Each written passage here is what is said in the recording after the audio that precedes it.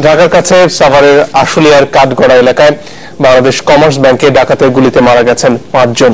নিহতরা হলেন ব্যাংকের ব্যবস্থাপক মোহাম্মদ ওয়ালিউল্লাহ, নিরাপত্তারক্ষী বজরুল আলম, গ্রাহক পলাশ, স্থানীয় দোকানদার জিলুর রহমান এবং ঝালমুড়ি বিক্রেতা মনির হোসেন। দুপুরে গ্রেনেড আর গুলি ছুড়ে ব্যাংকের ভেতরে এবং বাইরে তাণ্ডব চালায় ডাকাতরা। পালানোর সময় 2 ডাকাতকে ধরে গণপিটুনি দেয় স্থানীয়রা। এতে 1 জন মারা যায়। আহত 15 জনকে এনাম মেডিকেল কলেজ হাসপাতালে ভর্তি করা হয়েছে। বাংলাদেশ কমার্স ব্যাংকের আশুলিয়ার কাঠগড়া বাজার শাখা মঙ্গলবার বেলা 2টার দিকে 3টি মোটরসাইকেল ও একটি মাইক্রোবাসে করে ব্যাংকের সামনে আসে কয়েকজন। গ্রাহকের বেশে ঢুকে পড়ে ব্যাংকের ভেতরে। গ্রেনেড দেখে ব্যাংক ব্যবস্থাপককে জিম্মি করে ভোল্টের চাবি চায় তারা, কিন্তু ব্যবস্থাপক তা দিতে না চাইলে তাকে এলোপাথারি কোপাতে শুরু করে ডাকাতরা। এ সময় তারা ব্যাংকের গানম্যান বদরুলকে কোপায় এবং তাকে লক্ষ্য করে গুলি চালায়। এরপর গ্রেনেড চার্জ করে ও গুলি চালিয়ে ব্যাংকে ত্রাস সৃষ্টি করে ক্যাশ থেকে লুটে নেয় টাকা। গ্রেনেড, গুলি আর চিৎকারে এগিয়ে আসে আশেপাশের লোকজন। ব্যাংকটি ঘেরাও করে ডাকাতদের আটক করার চেষ্টা চালায় তারা। স্থানীয় মসজিদে মাইকিং করে ডাকাতের ঘোষণা দেওয়া হয়। অবস্থা বেগতিক দেখে গুলি চালাতে চালাতে ব্যাংক থেকে পালিয়ে যেতে থাকে ডাকাতরা। পুরো এলাকায় একটা ত্রাস সৃষ্টি করে এবং ত্রাস সৃষ্টি করে তারা পালিয়ে যাওয়ার চেষ্টা করে। সেই সময় 2 জন ডাকাত ধরা পড়ে স্থানীয় জনগণের কাছে। তার ভিতরে গণপিটুনি দিয়ে সেখানে ঘটনাস্থলে 1 জন মারা যায় এবং আর 1 জন এনাম মেডিকেল কলেজ হাসপাতালে চিকিৎসাধীন আছে। এখন তো আমাদের সাথে আটক আছে, আমরা তদন্ত স্বার্থে বাকিটা পরে আপনাদেরকে জানাবেন। ডাকাতের হামলায় গুরুতর আহতদের নেওয়া হয় সাভার এনাম মেডিকেলে। চিকিৎসক ব্যাংক ব্যবস্থাপক সহ 5 জনকে মৃত ঘোষণা করেন। এখনো সেখানে চিকিৎসা নিচ্ছেন বেশ কয়েকজন। 5টা লাশ আমরা এই পর্যন্ত বোর্ড ডেথ পাইছি, আর এখানে মাল্টিপল ইনজুরি আছে। এটা কোথাও কোপ আছে, গুলি আছে, এরকম। আর বেশিরভাগ পেশেন্টই খারাপ। পালিয়ে যাবার সময় ডাকাতদের ফেলে দেওয়া প্রায় 5 লাখ টাকা ভর্তি একটি ব্যাগ উদ্ধার করা হয়। পরে অভিযান চালিয়ে পুলিশ কয়েকজনকে আটক করে। ইশতিয়াক আহমেদ, চ্যানেল 24। দর্শক, এ বিষয়ে আরো বিস্তারিত জানতে ঘটনাস্থল থেকে আমরা সরাসরি কথা বলবো শফিকুল ইসলাম সবুজের সঙ্গে। সবুজ, ঘটনার পর ওই এলাকার কি অবস্থা সেটি যদি আমাদের একটু জানান, আর পুলিশ কি বলছে সেটাও একটু জানতে চাই।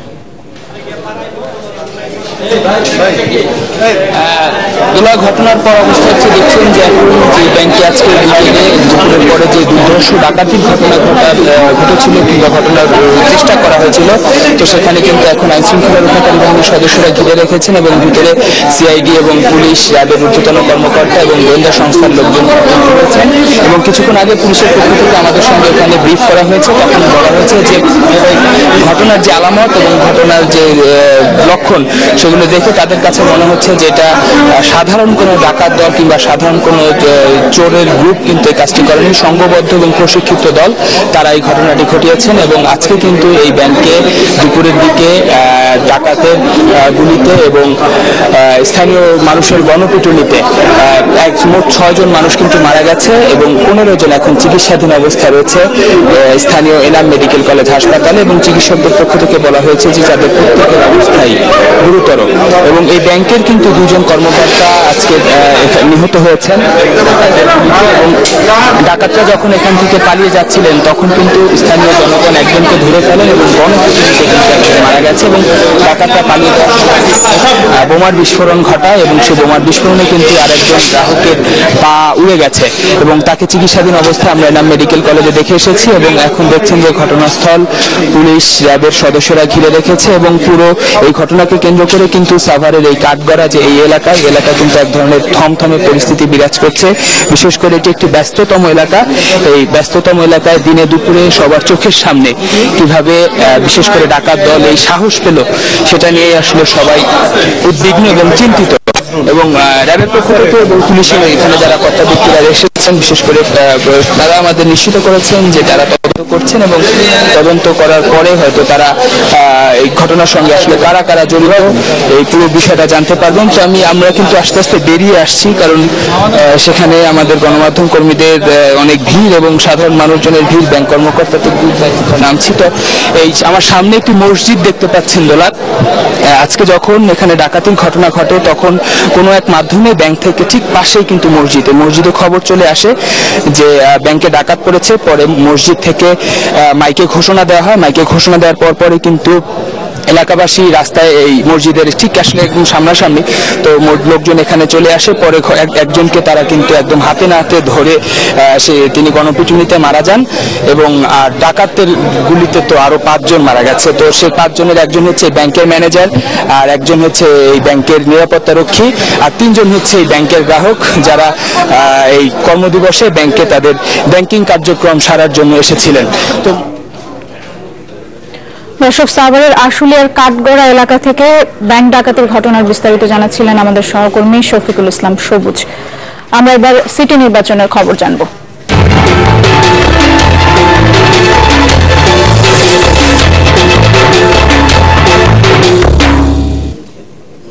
খালেদা জিয়ার গাড়ি বহরে হামলার ঘটনায় পাল্টাপাল্টি মামলা হয়েছে। রাজধানীর তেজগাঁও থানায় একটি মামলা করেন শুরুতে আওয়ামী লীগ নেতা। যাই হোক, সে খবরে আমরা একটু পরে যাচ্ছি। এবারে সিটি নির্বাচনে আজকেও রাজধানীর বিভিন্ন এলাকায় প্রচারণা নেমেছেন বেগম খালেদা জিয়া। সেখানে তিনি এখন কথা বলছেন শান্তিনগর এলাকায়, সেখানে আমরা যাচ্ছি এবার।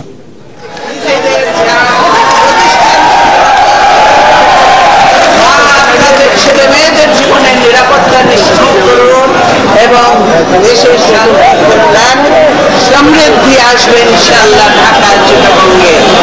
আজকের এই বর্তমানে জবরদখলকারী অবৈধ সরকার, এর বিরুদ্ধে প্রতিরোধ করে তুলতে হবে জনগণকে। যতদিন না আপনার প্রতিরোধ আপনাদের ঘরে ঘরে ঢুকে অত্যাচার করবে,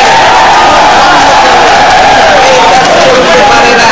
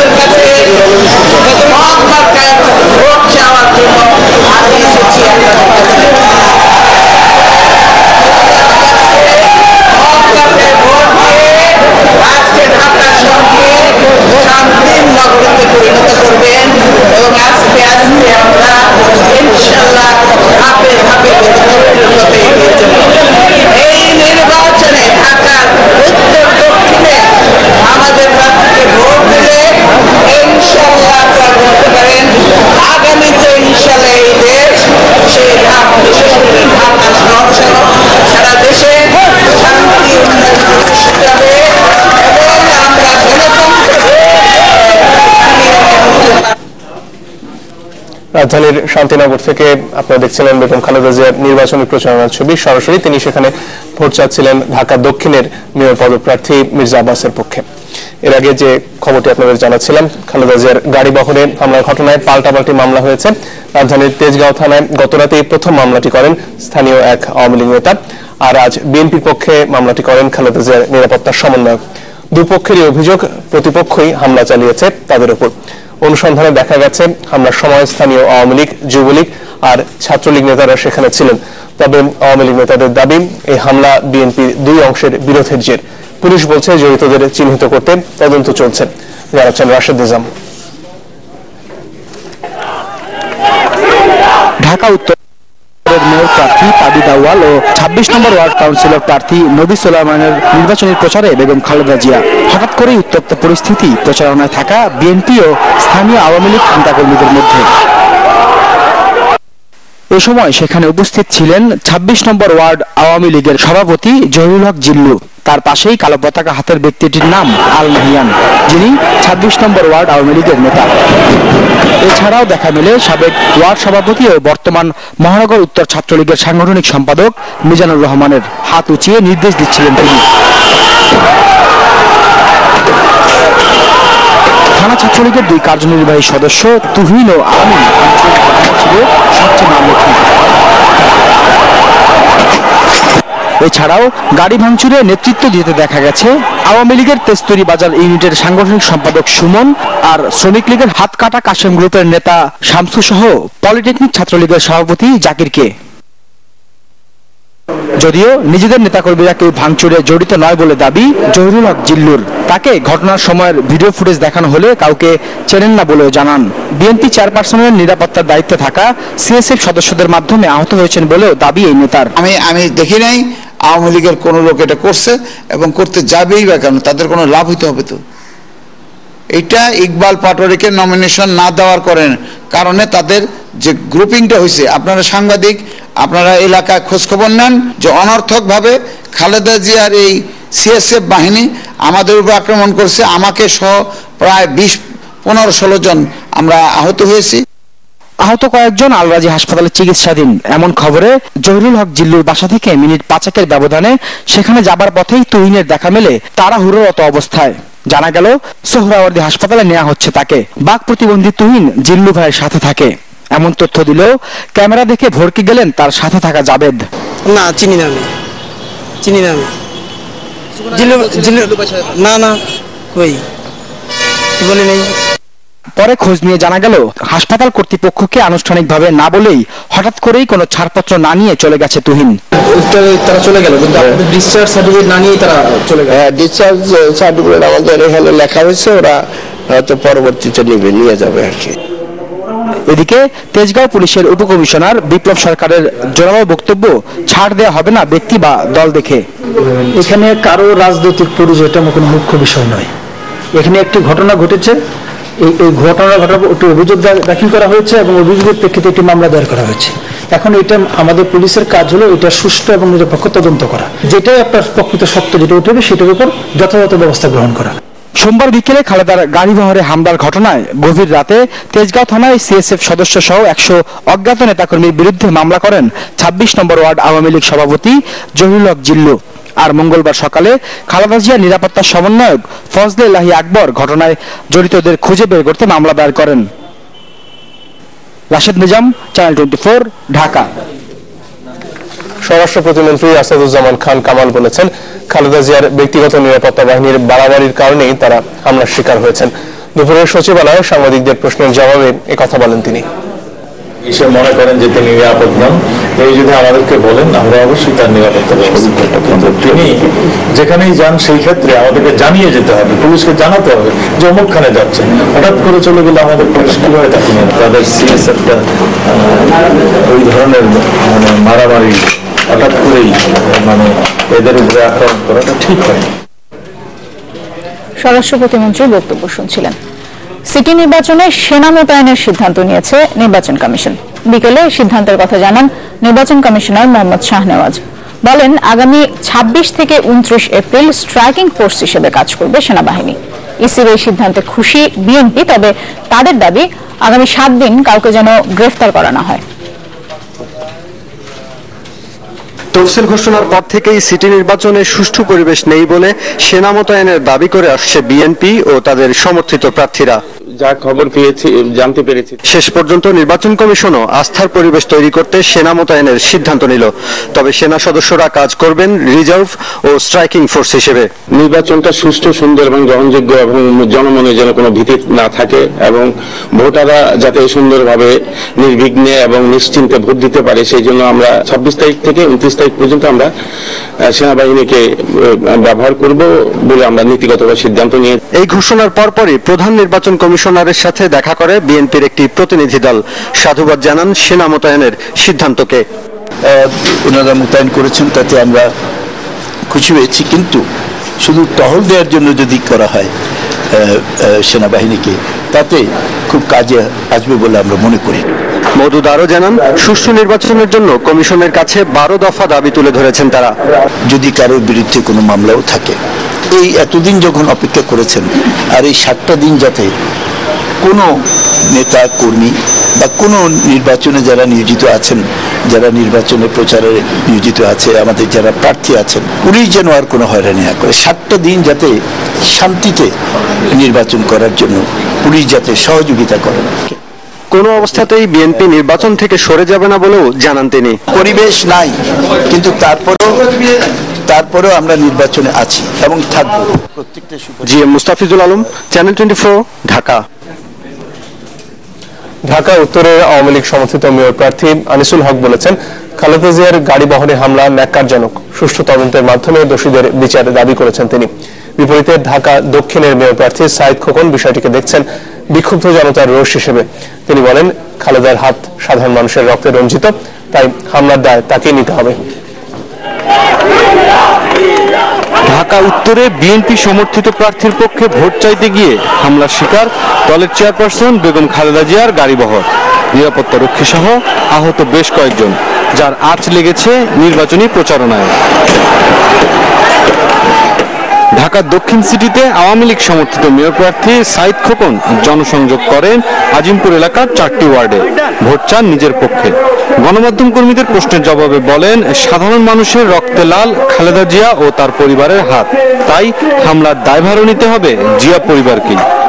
খালেদা জিয়ার হাত নিরপরাধ ঢাকাবাসীর রক্তে রঞ্জিত। তার পরিবারের সদস্যরা যদি কারো উপরে সংক্ষুব্ধ হন, বিক্ষুব্ধ হন, সেটা তার পরিবারের সদস্য এবং বেগম জিয়ার ব্যাপার। তবে আমরা একটা শান্তিপূর্ণ পরিবেশে নির্বাচন দেখতে চাই। উত্তর সিটিতে বাড়িধারার কালাচাঁদপুর এলাকায় প্রচারের কাজ করেন আওয়ামী লীগের মেয়র প্রার্থী আনিসুল হক। পথসভা করে ভোট চান স্থানীয়দের। নিন্দা জানান নির্বাচনী প্রচারণার সময় খালেদা জিয়া গাড়িবহরে হামলা। একই সাথে দাবি তোলেন ঘটনার সুষ্ঠু তদন্তের। আমরা এই ঘটনাকে সমর্থন করি না, এটি ভালো হয়নি। আমরা মনে করি যে ইলেকশন কমিশন এ ব্যাপারটি দেখবেন, তদন্ত করবেন। এটি দুঃখজনক ঘটনা, কে করেছে এটা বের হওয়া উচিত। মুসালিম জুনায়েদ, চ্যানেল 24, ঢাকা। খালেদা জিয়ার নির্বাচনী পথসভায় হামলা সিটি নির্বাচনের সুষ্ঠু পরিবেশ নষ্ট করেছে, এমন অভিযোগ ঢাকার 2 সিটির বিএনপি আর অন্যান্য দল সমর্থিত প্রার্থীদের। তাদের দাবি, পরাজয় নিশ্চিত জেনেই ভোট বানচাল করতে চাচ্ছে সরকার, তারই অংশ হিসেবে এই হামলা চালানো হয়েছে। অবিলম্বে হামলায় জড়িতদের গ্রেফতার আর শাস্তির দাবিও তোলা হয়েছে নির্বাচনী প্রচারণায়।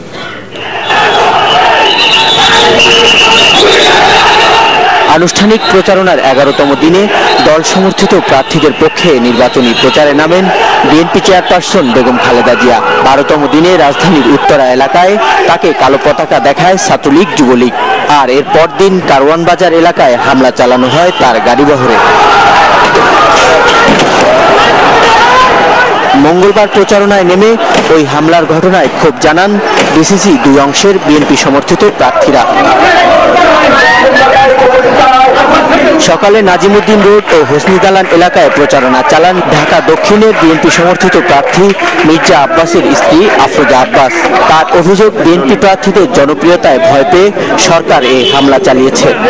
সরকার ভয় পেয়ে গেছে জনপ্রিয়তায়। সরকার ভাবছে জনগণ যদি সঠিকভাবে ভোট দিতে পারে তাহলে সরকারের অবস্থা অনেক খারাপ, যার জন্য সরকার এইভাবে হামলা চালিয়ে আমাদেরকে ভীত সন্ত্রস্ত করে দেওয়ার চেষ্টা করছে, যাতে আমরা নির্বাচন বয়কট করি।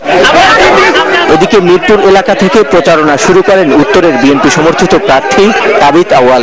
পরে যান মোহাম্মদপুর ও আদাবর এলাকায়। তার অভিযোগ, খালেদা জিয়ার গাড়িবহরে হামলা চালিয়ে সরকার নির্বাচনী পরিবেশ নষ্ট করছে। আসলে নিরাপত্তা ভাবে ভোট দিতে পারবে, আর ভোট যদি দেয় এটা কি গণনা সঠিকভাবে হবে?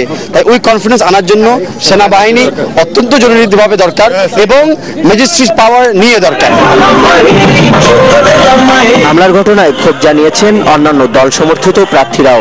আগারগাঁও এলাকায় প্রচারণায় নেমে উত্তরের মেয়র প্রার্থী মাহিবি চৌধুরী অবিলম্বে দোষীদের বিচারের দাবি জানান।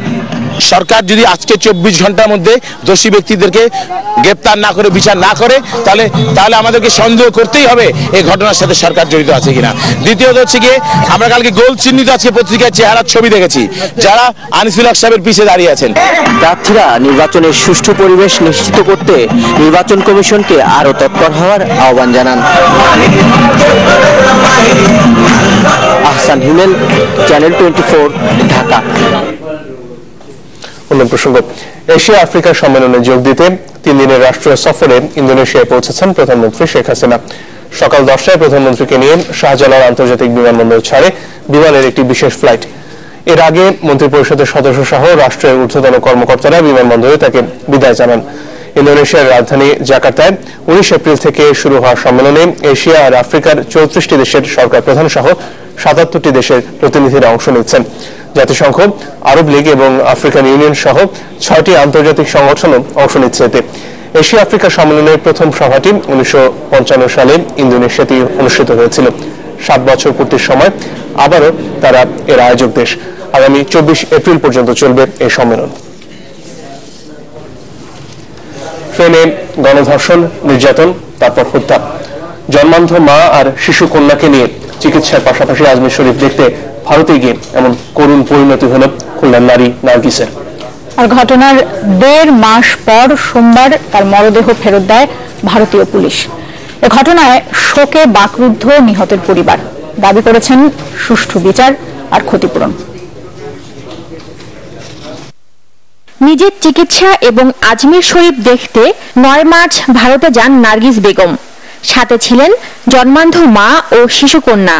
শিয়ালদা ও হাওড়া হয়ে ট্রেনে যাত্রা করেন দিল্লির উদ্দেশ্যে। 10 মার্চ গভীর রাতে কয়েকজন যুবক কৌশলে নার্গিসকে ট্রেনে আটকে রাখে। মাঝপথে একটি স্টেশনে নামিয়ে দেয় তার মা ও মেয়েকে। পরে গণধর্ষণ ও নির্যাতন চালিয়ে হত্যা করা হয় তাকে। আমার মা ওই একটা মেয়ে, আমার আল্লাহ করে সন্তান। আমি পাগল হয়ে গেছি, জানেন কয়দিন আমি পাগল। ভারতের বাংলাদেশ দূতাবাস এবং খুলনা পুলিশের সহায়তায় ঘটনার 1.5 মাস পর সোমবার নার্গিসের লাশ ফেরত পায় পরিবার। এখন তাদের দাবি একটাই, ধর্ষণ ও হত্যার বিচার এবং ক্ষতিপূরণ। কিভাবে মারলো তার কোনো রিপোর্টও আমরা পেলাম না, আমরা কোনো কিছু পাইনি। কালকে আমাদের লাশটা ফেরত দেওয়া হয়েছে, সে লাশের কাছেও আমরা কিচ্ছু পাইনি। না পাইছি পাসপোর্ট ভিসা, না পাইছি পোস্টমর্টমের রিপোর্ট, এগুলো আমাদের কিচ্ছু দেয়নি। অনুমতি যায় কেন সন্ত্রাসীদের নির্মমভাবে খুন হয়েছে, আমরা সরকার কাছে পূর্ণ বিচার চাইছি এবং ক্ষতিপূরণও চাইছি। পুলিশ বলছে নার্গিসের পরিবারের দাবি লিখিতভাবে জানানো হয়েছে ভারতীয় দূতাবাসে। আমরা সেই লিখিত বার্তাটি পেয়ে তাৎক্ষণিকভাবে ইন্ডিয়ান হাই কমিশনার যে মেইলটা আমরা যে অ্যাড্রেস থেকে পেয়েছিলাম, ঠিক একই অ্যাড্রেসে আমরা মেইল করে তাদেরকে বিষয়টি অবহিত করি। ভারতে এর আগেও চলন্ত ট্রেনে ও বাসে এরকম ধর্ষণের ঘটনা ঘটেছে। এসব ঘটনায় দেশটিতে নানা প্রতিবাদ বিক্ষোভ হলেও বন্ধ হচ্ছে না এই পাশবিকতা। এবার যার শিকার হতে হলো এক বাংলাদেশি নারীকে। Desk report, channel 24।